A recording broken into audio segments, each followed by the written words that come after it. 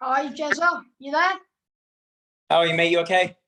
Yeah, I'm good, mate. You? Not too bad, mate. Not too bad. Good. So I'm gonna ask you a few questions now, mate, if you don't mind.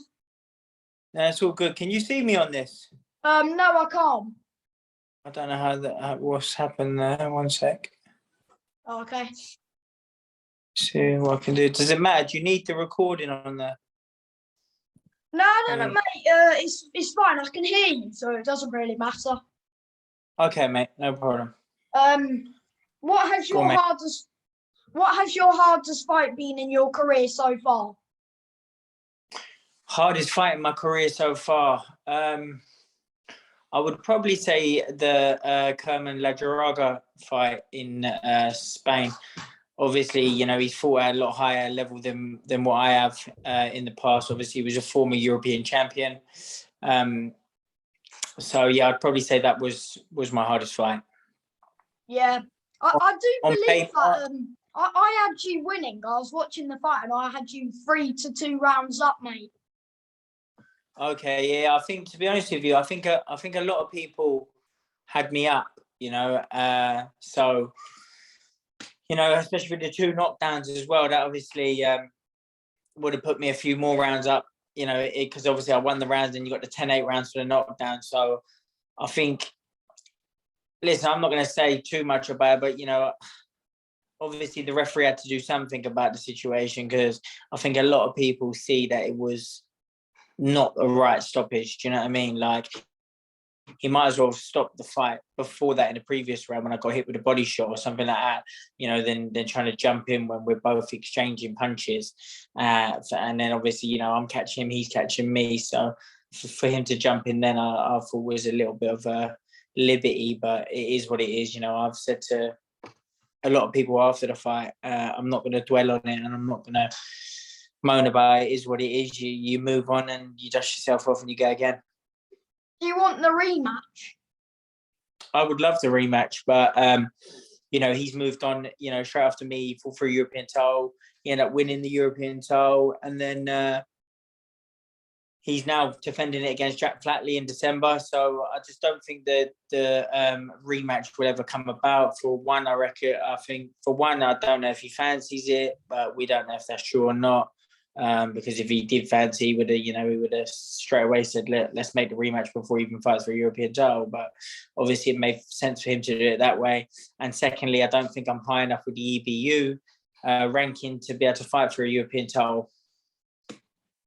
Oh. Of course, last time out you lost to Bradley Rhea Yeah. on a bit of short notice. How did you see the fight going? Because you got knocked down early and you kept battling until the end, mate. Yeah, well, obviously, you know, a lot of, you know, I took the fight on short notice at a weight that obviously is not my weight category. You know, I'm a light middleweight. So, you know, I got offered the fight on short notice. Well, I actually put something on Twitter about obviously him needing an opponent. So I put it out on Twitter and said that I'd offer my services. You know, the fight got made. And then, yeah, you know, listen, I go into every fight believing that I can win the fight. You know, I thought I could beat Bradley Ray. You know, obviously it wasn't to be on the night. When I was in there, I thought I was a lot behind than what I was, because when I watched it back after on the television, there was a lot of middle rounds that I was winning. You know, obviously I got put over in the first, that didn't help me, and he had a strong finish to the fight in the eighth. You know, it was a close fight. You know, I don't think you could. I've got nothing about the decision. The decision was fair. It was a close fight. But obviously, you know, with these big fights, it'd be nice to get a bit of notice, you know, obviously, than just getting 10 days all the time and stuff like that. You know, when I boxed Aguiarco back at the year before in July, I ended up taking that on like 7 days notice, you know. So, you know, it's difficult to try and prepare for these big fights on, you know, these big events and not having enough notice. So it's difficult, but like I said, I'm getting better as well with each fight. So I'm just going to keep doing what I'm doing, keep learning in the gym, keep working hard, and my time will come. Yeah. Isn't your next fight in Watford? My next fight was meant to be in Watford, but I think now the show has been cancelled, so I don't think that show's going ahead now. Oh, that's a shame. Who's your favourite boxer at the minute? Probably Canelo Alvarez. Yeah, did you watch Canelo v Plant? I watched a little bit of it. Obviously it was on at early hours in the morning, but obviously if I wanted to, I could watch it back on YouTube. I haven't got round to watching the whole fight. But what Canelo does all round, he's a great fighter. He's incredible to watch. He's a very, very, very good fighter. Yeah. Who do you want to fight next?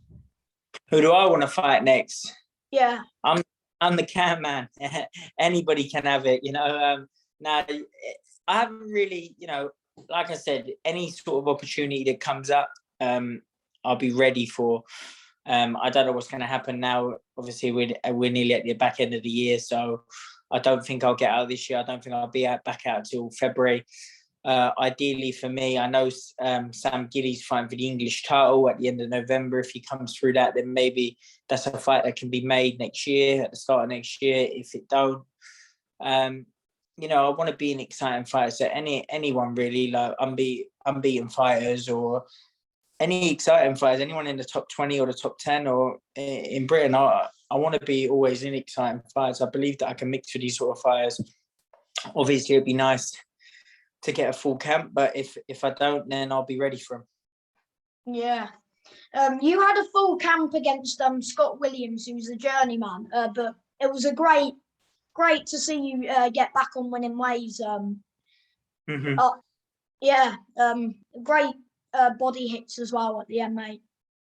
Yeah, it was a good shot. With to be honest with you, Scott Williams wasn't meant to be the opponent because we were looking at other opponents and fighting at obviously a lighter weight at 154, but we couldn't seem to find any sort of opponent for that day. So it was difficult, and I had another opponent pull out. I can't remember who it was now. My manager had someone else match for me, and he pulled out, and then obviously a few days or a week's notice, I think Scott said that he was available, but he could only make, I think it was like 11-9 or something like that. So obviously we had to then move up a little bit. Obviously it was just over it was more near the super middleweight division, but obviously we wanted to fight and I got the job done. And yeah, it was a cracking body shot. Yeah.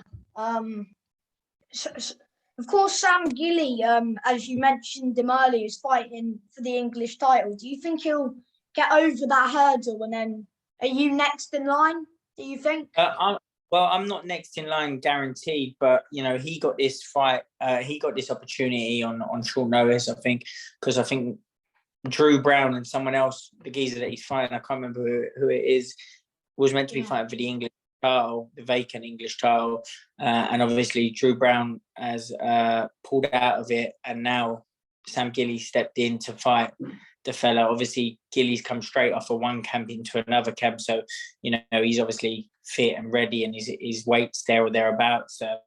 So I believe that I think Sam will come through it, and hopefully, I'm not guaranteed to get the opportunity next, but he get voluntary defense, and hopefully my manager and his manager or MTK we can get some sort of deal and get the fight on next year. That's obviously regarding if he comes through in 3 weeks or 2 weeks, I think he is. Yeah. Final question. What's your favourite strike in a fight? My favourite shot? Yeah, sure. My favourite shot would probably be the right uppercut. Yeah, it's good. It's good when it lands. Yeah, when it lands, it's a very good shot. And obviously, when I fought Ledgeraga, it was a shot that worked perfectly. So, yeah, that's probably my favourite shot. Yeah. Thank you for your time, mate, and all the best. No problem. Anytime. You take it easy, mate. Thank you, mate. Bye.